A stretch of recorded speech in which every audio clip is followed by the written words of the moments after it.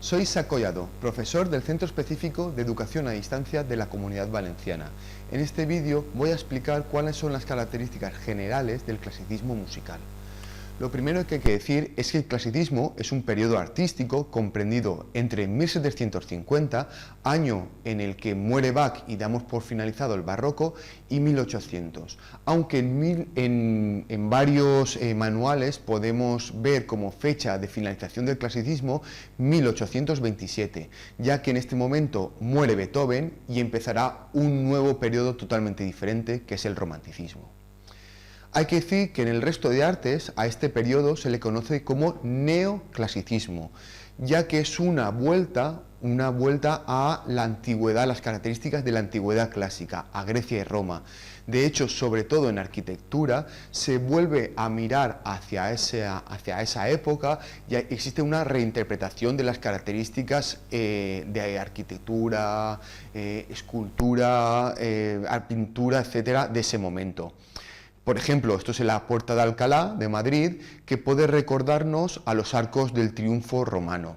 Pero en música, como en ese momento no habían fragmentos, modelos de música de la antigüedad clásica, no es una nueva interpretación del clasicismo, sino que simplemente se le conoce a la época como clasicismo. Claro, pero ¿cuáles son las características del clasicismo? Ahora te pregunto, para ti, ¿qué es algo clásico? Si yo te digo, ¿qué es clásico? ¿A qué te recuerda cuando utilizamos la palabra clásico? ¿Qué palabras te vienen a la mente? Podemos hablar de un traje clásico, de una construcción clásica, de una decoración clásica. Nos pueden venir palabras a la mente como sobriedad, como algo antiguo, algo viejo, como algo sencillo, equilibrado, algo muy recto, ¿no? Esto es muy clásico, muy recto, en el que sobra toda la ornamentación.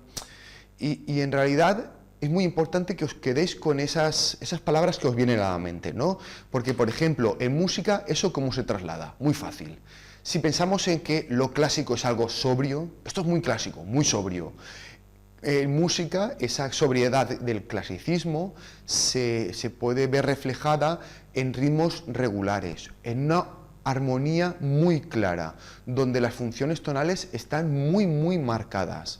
Y sobre todo en el abandono de esa polifonía recargada, ornamentada del barroco, a favor de una textura mucho más sencilla, más que sencilla, mucho más sencilla de escuchar, ¿no? Como es la melodía acompañada, en la que existe una melodía principal muy clara, que se distingue muy fácilmente, y el resto de instrumentos, de voces, lo que hacen es acompañar a esa melodía principal. Si hablamos de que lo clásico es algo de líneas rectas, podemos verlo eso reflejado en la música, en la utilización de una dinámica, de un volumen y de una lógica de la velocidad progresiva. Se abandona la dinámica, los cambios de dinámica muy fuertes, típicos del barroco, de momentos fuertes y de repente a momentos pianos. En cambio, el clasicismo es mucho más lineal, mucho más progresivo. Aparecen los crescendos, los diminuendos, el acelerando, ¿vale? No hay un contraste dinámico ni rítmico tan propio como era del barroco. Además, las melodías son mucho más lineales, mucho más onduladas, pero sobre todo mucho más claras y sencillas. Se elimina toda ornamentación barroca, y el clasicismo es mucho más, unas melodías muy claras y sobre todo muy fáciles de recordar, muy audibles, ¿no? Además, si el clasicismo en el resto de artes hay una característica muy típica, que es la proporción, la simetría. Mirar este edificio, simetría, ambos lados, proporción. ¿Eso cómo se ve en música? Muy fácil, con melodías muy delimitadas, melodías de 4, 8, 12 compases. Por ejemplo, yo canto muy mal, ¿no? Pero por ejemplo, pam, pam, pam, pam, pam, pam, pam, pam, pam, pam, pam, pam, pam, pam, pam, pam, pam, pam. Se acabó la melodía, se delimita muy bien la melodía y está formada siempre por periodos de 4, 8, 12 compases. Y además esa simetría tan típica de las construcciones clásicas se puede ver reflejado en la aparición de la forma sonata. La forma sonata es una estructura musical, es decir, cómo se reparte o cómo se construye una pieza musical. La forma sonata lo que hace es construir una pieza musical dividida en tres partes, en tres secciones. La primera se llama exposición, que tiene dos melodías principales o dos temas A y B. Cuando acaba esta exposición aparece una nueva sección llamada desarrollo, en la que A y B aparecen pero se varían, están mutados, aparecen de formas muy diferentes. Y la última sección es una vuelta a la sección inicial, es decir, se llama reexposición y vuelve a aparecer el material de los temas A y B. Es decir, tenemos exposición A-B, desarrollo, reexposición.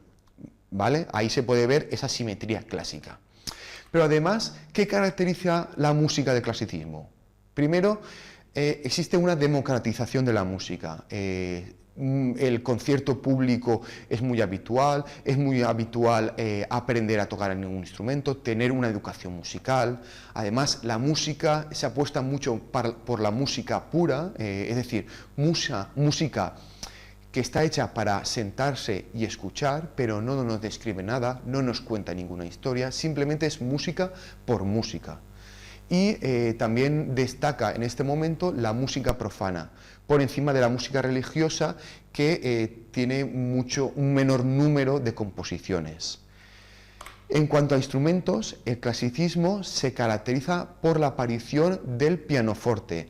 El clave del barroco se aparta y aparece el piano, es decir, un instrumento que puede hacer pianos, sonidos suaves, y fortes, sonidos fuertes. Cosa que el clave no podía hacer y por eso el piano ahora es el nuevo instrumento dominante. Además, es muy importante hablar que la orquesta se establece tal y como nosotros la conocemos, es decir, formada por tres secciones de cuerda, viento y percusión. Sobre todo destacar la figura de Stamitz, que le da a la orquesta mucha importancia y gran profesionalidad. Y por último, en cuanto a instrumentos y agrupaciones, hablar de la música de cámara, es decir, formaciones pequeñas formadas por pocos instrumentos. Y sobre todo en el clasicismo es muy importante, ya que estas formaciones se establecen, se estandarizan. Sobre todo el cuarteto de cuerda, formado por dos violines, viola y violonchelo, con Haydn.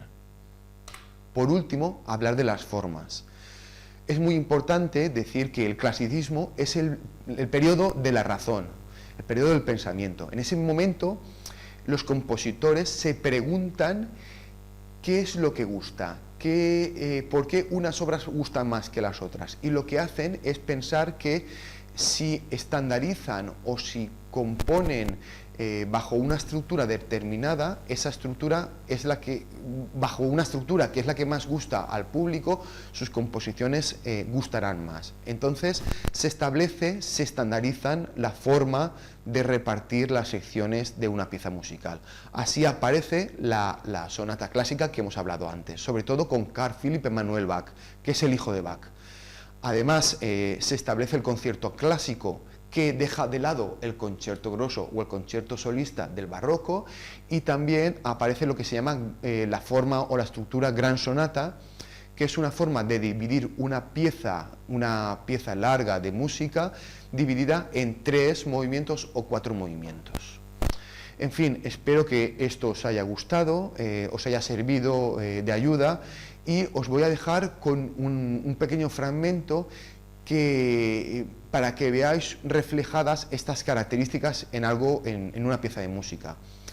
En este caso vamos a escuchar uno de los movimientos de la Serenata Nocturna de Mozart, analizada por nuestro amigo Music Materials, y para que veáis, sobre todo, fijaros en el reparto, en la proporción de la melodía. Una melodía sencilla, muy audible, muy reconocible auditivamente, formada por periodos de 4 compases, muy delimitada, el inicio y el final están muy marcados, una armonía muy clara, unas funciones tonales muy claras, donde la textura dominante es la melodía acompañada, una melodía muy clara, y el resto de instrumentos lo que hacen es acompañar.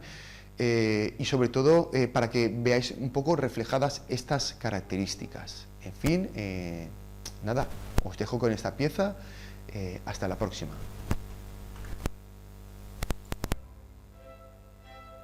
Un compás, 2, 3, 4 y otra vez, 1, 1,